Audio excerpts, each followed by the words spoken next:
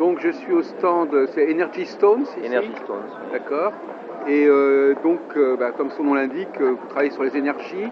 Oui. Mais alors là, ce fameux médaillon, bracelet, alors j'avais posé une question un petit peu provocatrice. Ça influence à la fois notre physique, mais ça peut aussi influencer notre mental, notre moral. Absolument. Non, c'est ça. Pas...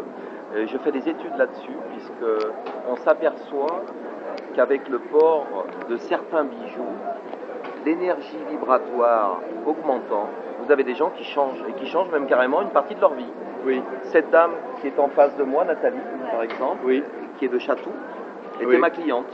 Ah oui. Et là, elle peut le dire, elle était, je dis bien, elle était fibromyalgique. Oui. Alors, la fibromyalgique, c'est l'atteinte des articulations et des tendons. Oui. Elle avait 18 points de douleur dans le corps. Et que ça remonte à combien de temps, ça Ça remonte à 18 mois. Voilà, donc elle m'a acheté à l'époque, je l'ai magnétisée, je lui ai recommandé un bracelet et un médaillon, elle les a achetés. Elle est revenue 48 heures après sur la foire de Paris et la fibromyalgie avait disparu, elle n'avait plus de douleur.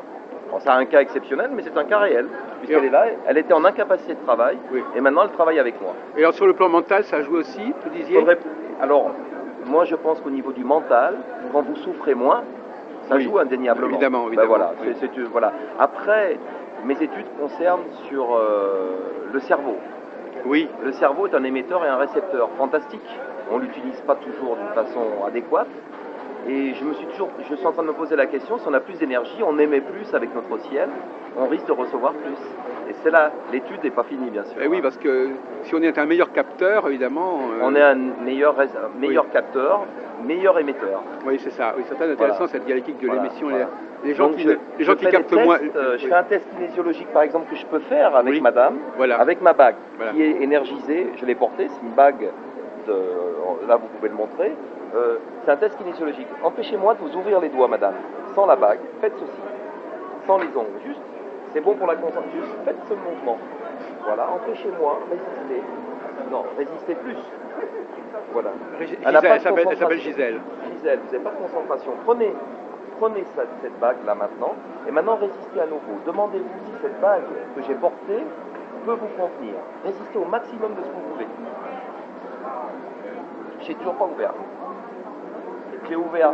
Attendez, Gisèle, je vous offre la bague que vous voulez, le bijou que vous voulez sur mon stand, si vous résistez autant maintenant. J'ai tout à perdre.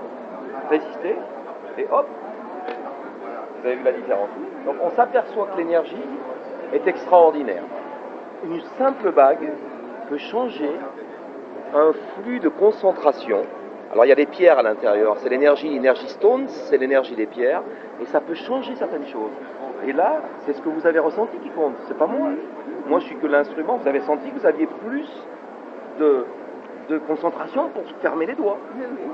Voilà, merci de votre aide. Alors, je voudrais vous poser une autre question. Vous l'avez faite pour vous, personnalisée? Alors, je l'ai faite d'abord pour moi, bien sûr, je l'ai testée, et puis après, je les commercialise. Je me suis dit, autant en faire profiter des gens. Mais Non, elles sont là-bas, vous pouvez regarder, voilà, elles sont là. Qu'est-ce que vous pensez, une question un petit peu naïve, qu'est-ce que vous pensez de ces bijoux qui sont censés apporter du bonheur ou protéger Je suis toujours méfiant au demeurant, parce que moi je dis pas que ça. Voilà. Non, vous dites pas ça. Je dis que certains problèmes articulaires, ça peut aider, un peu l'électromagnétisme. Mais ça n'apporte pas la chance ou la fortune Ça, permettez-moi que je ne suis pas là-dedans. D'accord. Je suis dans la souffrance quelquefois, oui. Je suis dans l'énergie. C'est-à-dire que je pense que je fais partie des gens qui, en tant que magnétiseur, je pense que si on vibre plus haut, tout vibre sur cette terre, eh bien on a accès à plus de choses. Je prends un exemple. Allez-y. La plus belle des vibrations, c'est l'amour. Je ne l'invente pas, je veux dire. L'amitié, la sympathie est une vibration. Vous dites, tiens, cette personne, je la sens ou je la ressens pas. Nous vibrons. Et quelquefois, certaines amulettes, pas seulement les miennes, certains objets symboliques nous permettent de vibrer plus haut. Vous voyez ce que je veux dire? Vous avez vibré plus haut avec le porte. Faire de meilleures rencontres. Voilà. Et la chance, plus sous cet angle-là, la chance peut plutôt vous sourire si vous souriez à cette oui. Voilà. Par la loi. Mais alors, si vous êtes je suis un adepte de la loi d'attraction. On passe de la physiologie à la psychologie. Voilà. Il y a une interaction. Voilà. Il y a une interaction. Psychosomatique. Bien sûr. Vous avez une interaction évidente entre les douleurs que nous avons, dont nous souffrons, et notre cerveau, le mental. Si nous ne nous sentons pas bien, si nous nous répétons que nous sommes crevés, nous risquons d'être beaucoup plus fatigués que si nous disions, sans faire du placebo, que nous allions bien. Le matin, vous vous levez en disant j'ai la pêche, bon, ben, ça va mieux, quoi. Mais le corps parle aussi, il hurle. Le maladie. Le maladie. Le maladie. Il dit bon, ça suffit à tel ou tel Voilà, endroit. voilà. Le maladie, la maladie. Il y a parfois voilà. un décodage, une sorte de lecture. Oui, alors, ce qui est intéressant, c'est que la maladie, j'ai étudié des choses sur la maladie. La maladie il ne faut pas la cacher, il faut essayer déjà de l'accepter, elle va nous dire quelque chose. Et plus on va l'accepter, plus elle va nous parler. Voilà. Alors la difficulté pour nous autres tous, moi le premier, c'est de ne pas l'accepter. Nous restons des humains. Voilà, si on ne l'accepte pas, le mal ne dit plus rien. Si on ne l'accepte pas, qu'on essaie de la contrer, ça ne va pas le faire. C'est ma modeste expérience sur les douleurs. Je suis issu de l'hypnose ericksonienne. Moi, j'ai fait mes premiers pas de thérapeute avec l'hypnose. Et maintenant, c'est beaucoup plus facile pour moi parce qu'après les méandres du mental, je m'occupe du physique. Vous avez beaucoup de magnétisme dans les yeux. J'essaye un petit peu. Il n'y a plus besoin de parler là, maintenant. Il n'y a plus besoin de parler. Non. Vous donnez un objet. En touchant une personne, j'ai vu pour vous, par exemple, un peu de concentration. J'ai vu que vous avez des petits soucis, permettez-moi, de concentration. Ça se sent très vite, au premier toucher. Mais qui n'en a pas, voilà. Et on peut améliorer, avec certains objets symboliques, cette concentration, comme d'autres mots, comme d'autres petites choses, voilà. Et ma passion, c'est effectivement l'électromagnétisme, voilà. J'ai toujours fait des recherches, ça fait 5 ans que je cherche, et je cherche encore. Vous êtes un peu un des concepteurs de ce qui se passe. Oui, je suis le concepteur, je suis à l'origine de... Quel est votre nom alors? Je m'appelle Jean-Marc Loup. Ça s'écrit comment? Loup comme un petit loup. Ah, d'accord. Je m'appelle Jean-Marc Loup, donc j'ai fondé il y a 5 ans Énergisto. Et alors comment ça se passe la fabrication? Alors une partie de la fabrication est faite dans une usine, on va dire en Asie, pas en Chine, enfin une partie, et l'autre partie est en Suisse. Pour la partie des nanos, des pierres, voilà. Pour le concept, c'est vous qui dessinez? Oui, je dessine mes bijoux. La majorité sont dessinés. Si vous regardez les améthystes, je dessine. Donc vous avez quoi, une sorte d'intuition? Je travaille la nuit. Voilà, vous recevez? Je travaille la nuit. C'est intéressant parce que là on vient d'interviewer la société qui s'occupe avec ces lunettes spéciales qu'on met comme ça pour se relaxer. Arminio d'Acosta. Oui, enfin, et on s'aperçoit que maintenant on bascule vers des choses qui sont très ergonomiques, c'est-à-dire que les gens peuvent s'en servir. On n'est plus dans le soin, le traitement, etc. C'est les gens eux-mêmes qui se traitent en quelque sorte. Et il n'y a pas de hasard. Vous me parlez de quelqu'un, d'un stand sur ce salon qui en comporte plusieurs centaines, je crois. Eh bien, ce stand-là dont vous me parlez, j'ai travaillé avec lui, les lunettes. Vous voyez? Parce qu'elle l'a fait le test tout à l'heure. Avec les lumières, voilà, les ondes alpha. C'est fantastique, c'est un produit, vous voyez, je peux en parler, c'est un produit fantastique et d'auto-hypnose. Vous auriez bien aimé le concevoir, ce produit J'aurais aimé, mais j'aurais pas les capacités. Je suis un modeste. Parce que c'est très élaboré comme... C'est très élaboré. Ah, d'accord. Voilà. Il y a beaucoup de méthodes. Voilà. Alors, par contre, j'avais pensé à prêter ma voix à un moment donné. Stéphane, en Belgique, dont on entend la voix dans la lunette, l'homme qui parle est belge. J'aurais aimé prêter ma voix, parce que je faisais des métaphores et j'aimais écrire. Donc voilà, j'adore la métaphore hypnotique. Voilà.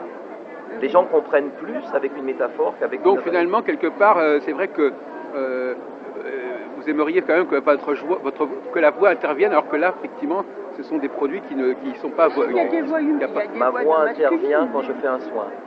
Ah oui, d'accord. Donc effectivement, c'est autre chose, la partie soin. Ça ne passe pas par les objets nécessairement. Non, mais sa voix est guérisseuse. J'utilise mes objets pour magnétiser. Je les mets sur les parties du corps qui ont des petits soucis. Par exemple, si quelqu'un a un problème de type sciatique, je vais le mettre sur, pas loin de la fesse. Ou une capsulite, un problème de rotateur, tout à l'heure je vais le mettre sur l'épaule. On applique sur le... Et je vais travailler sur la couche aurique avec ma main droite. Donc ça, c'est l'utilisation mais les gens eux-mêmes peuvent... Ils peuvent le faire. Ils peuvent le faire en principe. Ils peuvent s'auto-magnétiser, tout simplement pour s'enlever une douleur. C'est ça qui me paraît intéressant, c'est cette évolution vers le fait que les gens, au fond, ils sont les mieux placés pour se traiter eux-mêmes. sauf dans des cas extrêmes. Voilà. Voilà, il y a des cas où les gens Mais ne peuvent pas. il y a des moments où on est tellement fatigué, on a tellement perdu d'énergie, où la douleur est tellement forte, que même si on a la technique et qu'on est tout à fait apte à le faire, on n'a plus suffisamment d'énergie. Non, parce que nous, on s'intéresse beaucoup à l'astrologie, qui n'a rien à voir, mais il y a le même problème, c'est-à-dire qu'effectivement, ou bien il faut que les gens aillent voir l'astrologue, ou bien alors mais il n'y a pas effectivement, moi je travaille aussi sur des produits comme ça. C'est que moi j'ai élaboré un produit que les gens peuvent utiliser eux-mêmes, Voilà. sans passer par un professionnel ou un praticien. Absolument. Et regardez, je suis en train d'utiliser c'est comme le personal computer. Maintenant, les gens veulent, ils pensent qu'ils sont assez intelligents pour eux-mêmes œuvrer. Ils n'ont pas besoin de quelqu'un qui leur prenne la main pour faire ceci ou cela. Je pense qu'on doit s'indépendantiser, si je puis dire. Oui. On peut être autonome, une recherche d'autonomie. Et la prestation intellectuelle que l'on peut apporter à quelqu'un en lui expliquant, c'est fantastique. Ça n'a pas de prix. Ça le met Voilà. C'est une façon de l'initier. On l'initie, on l'engage dans la foi, mais après c'est à lui de continuer. Voilà, moi j'explique toujours aux gens de rencontrer leur fantastique à eux, quelquefois même avec un bijou, d'essayer de faire des expériences à la maison, kinésiologiques, en leur montrant que ça peut changer. Et comme ça, ils exercent leur créativité, ils m'apprennent après des choses. Oui. J'ai un retour derrière assez fantastique, parce que quelquefois, je n'imaginais même pas que ça puisse le faire. Non, mais les gens qui m'écrivent. Non, mais les gens sont de plus en plus. De vie. Oui, voilà. Petit compagnon de vie.